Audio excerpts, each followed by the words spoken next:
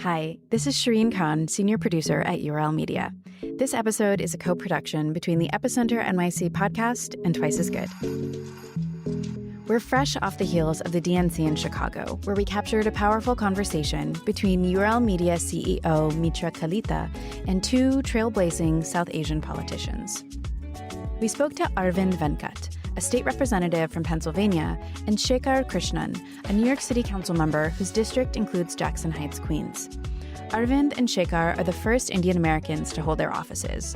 One is a doctor and one is a civil rights lawyer. And in this conversation, they focus on the power of public service and what's really at stake in this year's election. Let's jump in. We're in Chicago for the DNC 2024. Just a quick note before we proceed. I'm Mitra Kalita. I'm the founder and CEO of URL Media. But importantly, I actually worked at the Hindustan Times in India between 2006 and 2009. So this is kind of a converging of my worlds. I'm going to twist a question that I think we often get asked as South Asians and ask you to put your take on it, which is, where are you from? So if we could begin with Arvind telling me your name, your district, and answering that as you see fit. So my name's Arvind Venkat. I'm the state representative for the 30th Legislative District, which is in the North Hills suburbs of Pittsburgh.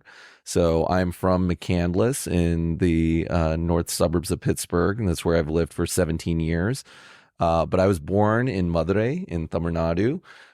Immigrated to the United States when I was 3 months old with my parents, grew up in the Detroit area, so certainly consider both South India and Michigan my home as well. Well, first of all, thank you so much, Mitra, for having us. Really excited to be here. I'm Shekhar Krishnan. My district is Jackson Heights in Elmhurst, Queens in New York City. We are proud about being a historic South Asian community, really the first when the Indian community immigrated to the United States. Jackson Heights was the birthplace of the diaspora in this country. And we're very proud about our food too, which I'm biased, but I think it's the best food in the whole world. I was born here, but my family's from South India originally, from Kerala. So we speak Palkar Tamil. And then my dad grew up in Mumbai. And my mom, my grandfather, her father worked for the Indian government in the aviation ministry. And so they were all over, ultimately settled in Delhi. So that's where my family's from. And very proud to represent such an incredibly diverse immigrant community in Jackson Heights and Elmhurst, Queens. Yes, my father immigrated to Jackson Heights in 1971. So we are a part of that diaspora that you mentioned. For both of you, is this your first convention? Yes. Yep, this is my first convention as well. So it's really been eye-opening. Being from Pennsylvania, we're obviously ground zero for this presidential election.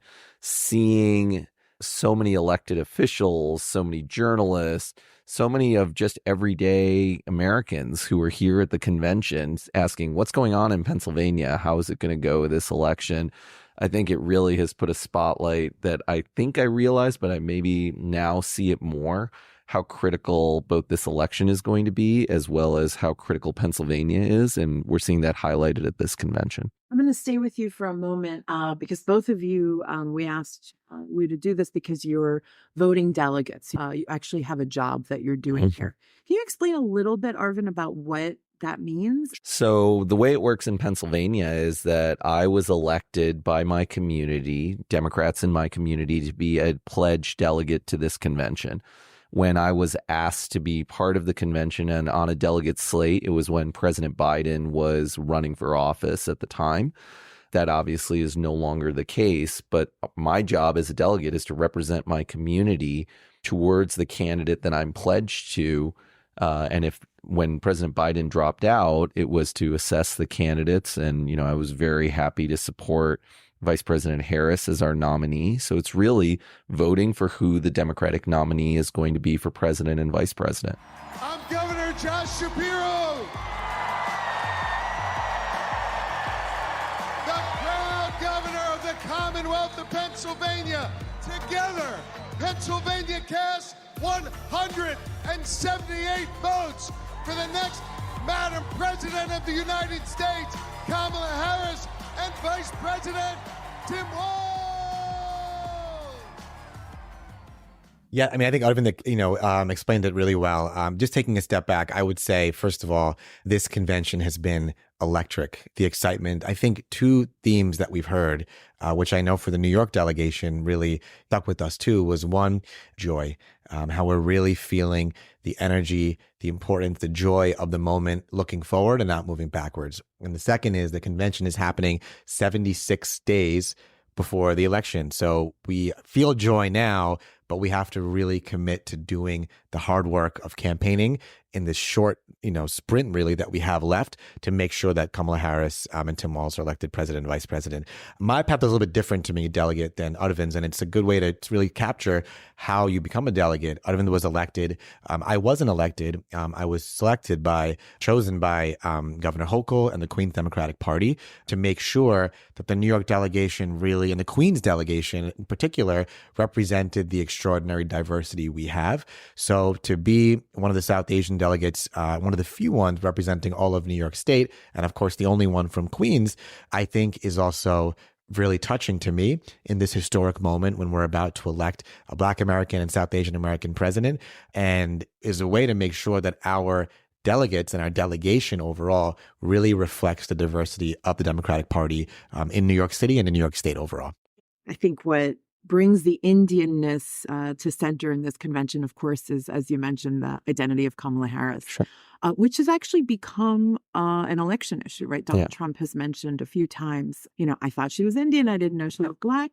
There's some in the Indian community who feel like she doesn't assert the Indian side enough. I mean, this is really something that has become a bit of a lightning rod is her identity. She was always of Indian heritage, and she was only promoting Indian heritage. I didn't know she was Black until a number of years ago when she happened to turn Black, and now she wants to be known as Black.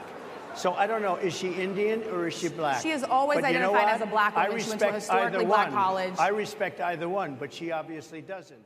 I just wondered, as Indian Americans, how you take that conversation.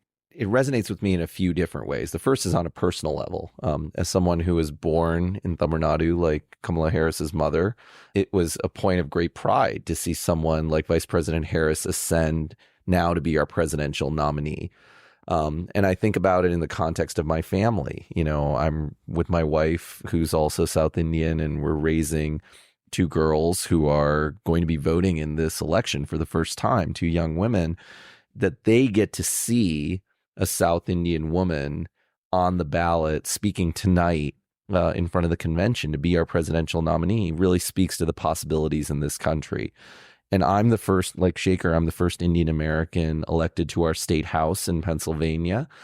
And when I ran 2 years ago, because my area had not been represented either by a minority or for that matter by a Democrat ever, there were concerns both from my family, as an immigrant South Indian family, as well as within the community as to how I was going to be received by my neighbors. And what I saw was that when we meet people where they are and we have those one-on-one conversations, those barriers get broken down. And it actually became a political issue in my first race 2 years ago, where my opponent used terms similar to President Trump in questioning whether I was part of this community, even though I had lived there for 17 years and I'm a practicing emergency physician there.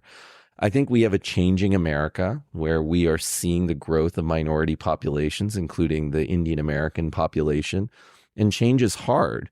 But that's the story of America, where we assimilate immigrant communities, and our motto is E pluribus unum, for many one. So I think of it on a personal level, on a family level, and then on a political level about where we are and where we're going. I think I see it at two levels, at the New York level and then nationally. At the New York level, I'm the first Indian American elected to New York City government. And it's really shocking to know that, because we as Asian Americans are 18% of the population of New York City and growing. Yet we do not have 18% representation in city or state government, for that matter.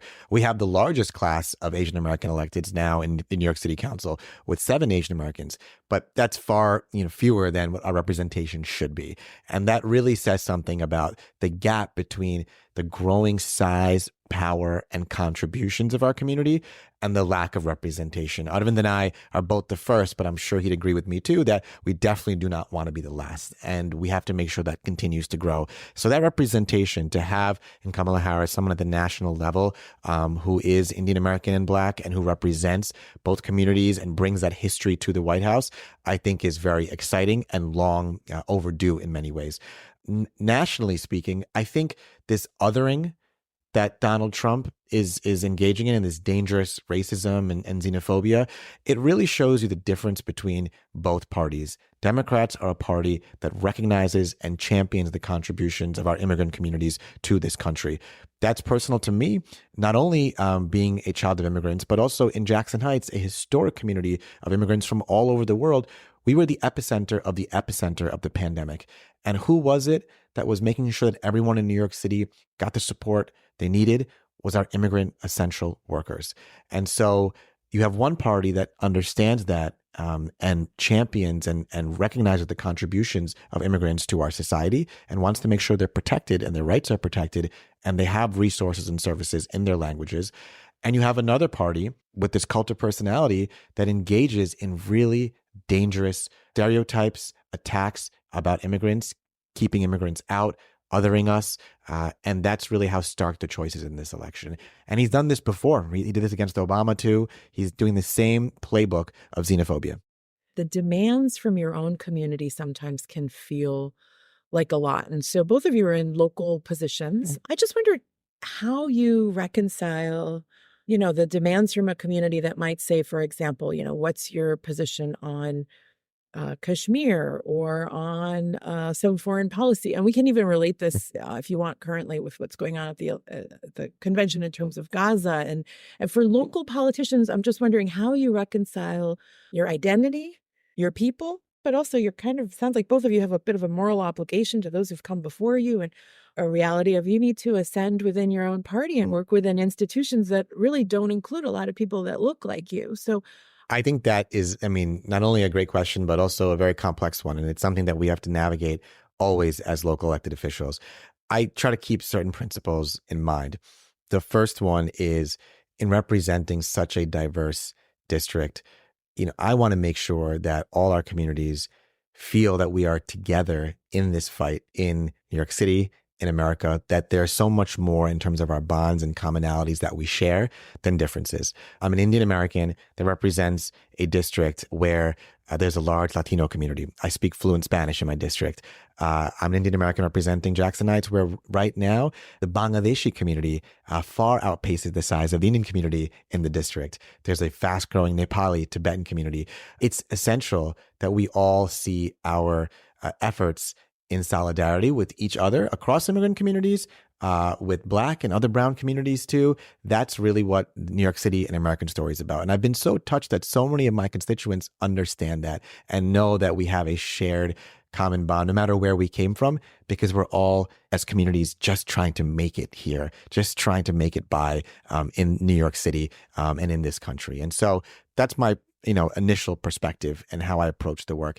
And yeah, as a local elected official, I think it's really important to focus on the local issues of my district. My constituents care about how they're going to be able to pay their rent every day, pay childcare in an increasingly unaffordable city, make sure that government gives them the support they need to simply, as I said, just make it by.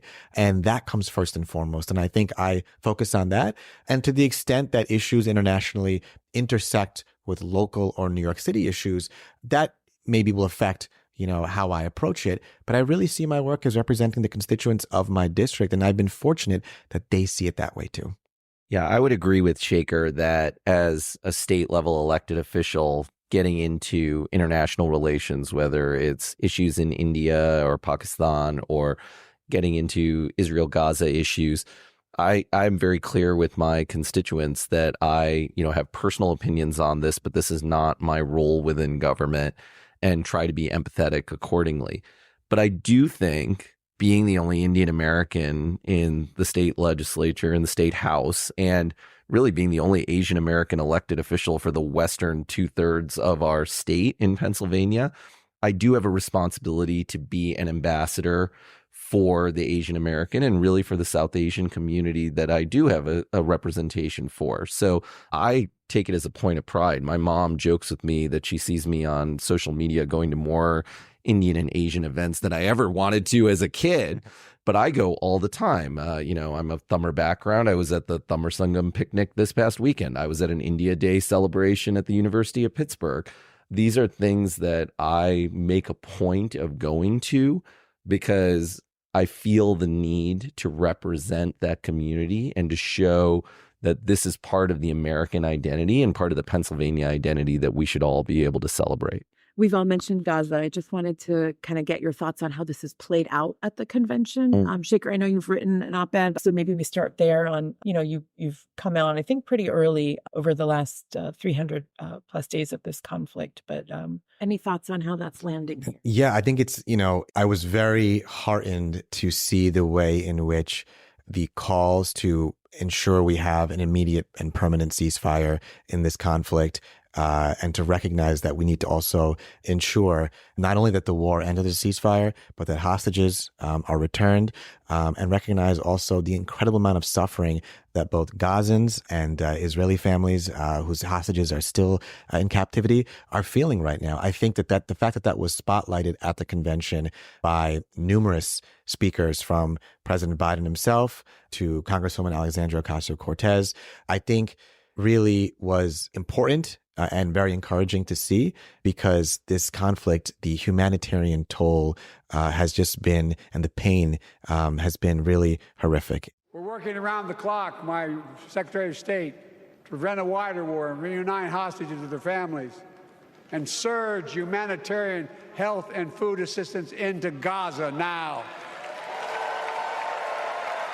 To end the civilian suffering of the Palestinian people, and finally deliver a ceasefire and end this war. In Kamala Harris, we have a chance to elect a president who is working tirelessly to secure a ceasefire in Gaza and bringing hostages home. So in my community, which is, a purplish political area, I mean, it's very centrist and can be Republican or Democrat election to election. This issue has not been front and center. I do get some messages from constituents, but I haven't seen protests. I haven't seen a lot of questions when I knock on doors to ask me about this as a state legislator. What I do hear, though, is a certain alienation, especially in the Muslim population in my area, that they want to see more engagement from especially the Democratic Party, where they've largely been Democrats, but aren't sure if the Democrats are representing the suffering, as Shekhar has brought up, in Gaza and what we're seeing, along with the suffering that the Israelis are feeling, especially with the hostages. And so what I have tried to do is, in addition to communicating my role as a state legislator, is also to stay engaged with that community. You would have thought I'd start with this question, but I actually think it's fitting to conclude on it. Why did each of you get into politics?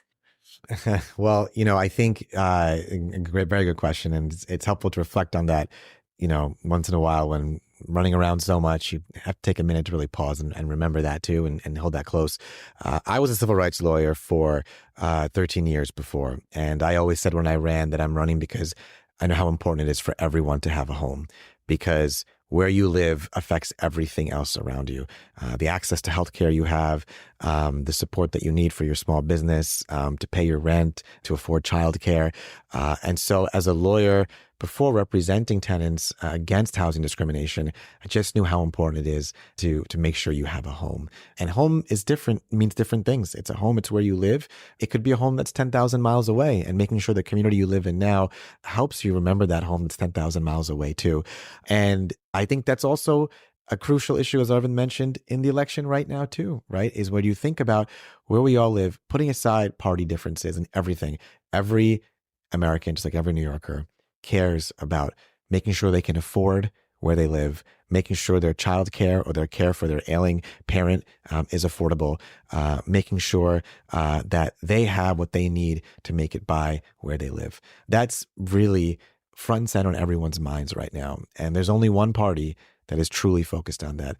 And that's a Democratic Party, and that's the vision being put forward by Kamala Harris and Tim Walz. And that's why it's so crucial that we, as Arvind said, come out and make sure, whether you live in Pennsylvania, a swing state, Wisconsin, Michigan, or even in New York, that may be a solidly blue state, we've got to get out there and make sure that vision uniting us and focusing on the things that matter most in your home community, that those issues are addressed. And there's only one party and one candidate that's doing that, and that's Kamala Harris. I completely agree with everything that Shekhar said. I get asked this question a lot. The first people who asked me were actually my parents. It was like, you're a successful physician. Why are you doing this? And they said it in a very colorful way and bummer. So, but, for me, I was active with physician organizations, and I was president of the State Emergency Physicians Organization when COVID hit. I was very involved in the local response to COVID in my community. And what I saw were the divisions that just arose from a misunderstanding of what health and science and what we could or could not do in circumstances, and felt very strongly we needed more people with healthcare and scientific backgrounds in the political arena, helping to make decisions for the betterment of my community, my state, and, the country as a whole. And so that's why I decided to run for office. I joked when I ran that I wanted to focus on first responders and preparedness and investing in our local community, that I did not want my election to be about abortion and guns. And of course, that's exactly what my election became about, because that's what the voters demanded of me and others. And so for me now, it is that I see so much that health is so much more than what I do as a practicing physician. It's whether you have affordable housing, whether you have a clean environment, whether you have safety and are addressing gun violence, whether you're protecting personal liberty. And so being able to bring that healthcare lens to those debates on behalf of my community is what continues to motivate me. Because our company was founded after the pandemic, I have to say the areas that both of you touched upon, health and housing, have been consistently the areas that Black and Brown communities turn to as, vital in terms of coverage. Yeah. So, yeah. It's all connected. Yeah, it very much is connected. I want to conclude with a question that I always ask, kind of in a revolutionary manner for media. URL stands for uplift, respect, and love. We actually include politicians in that. Yeah. So what do you need from people who might be watching this? And then is there anything else you want people to know? So, the biggest thing is, first of all, every eligible voter needs to get out and vote. I know that there are communities that feel alienated from the political process, and I understand that. But decisions are made by those who show up, and this is going to be an incredibly close election. And for those who are overseas, it may be understanding what the American election is going to be about. For those who are here in the United States, it is absolutely get registered to vote if you're eligible. Make sure you are voting in this election.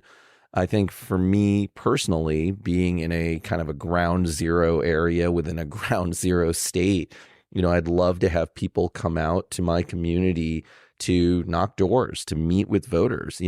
Culturally competent communication matters. I don't have the ethnic diversity that Shekhar does in his district, but there are diverse populations that I work to connect with all the time. And so I think that's important.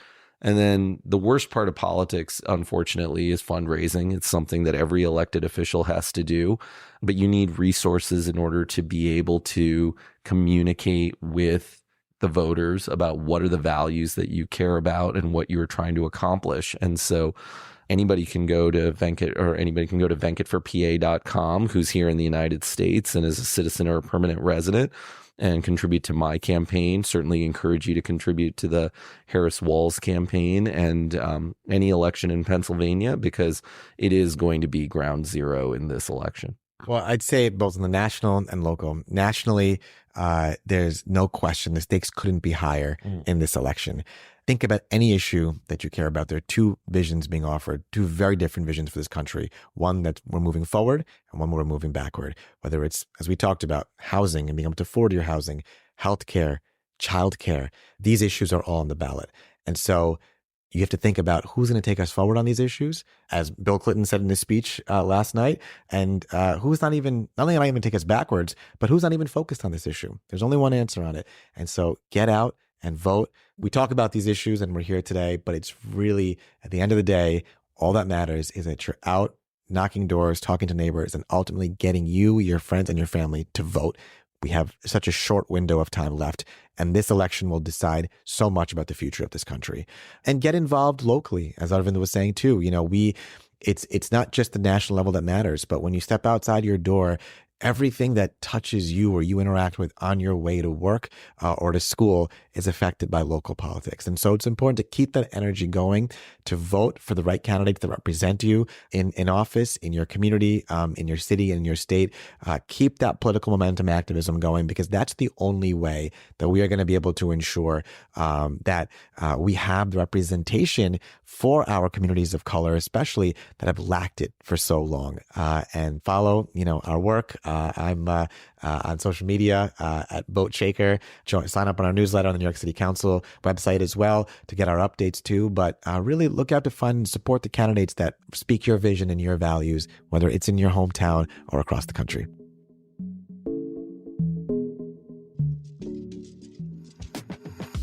And that's Twice as Good, in partnership with Epicenter NYC. For more conversations and stories like this, visit url-media.com and epicenter-nyc.com. Make sure to subscribe to Twice as Good and Epicenter NYC wherever you listen to podcasts.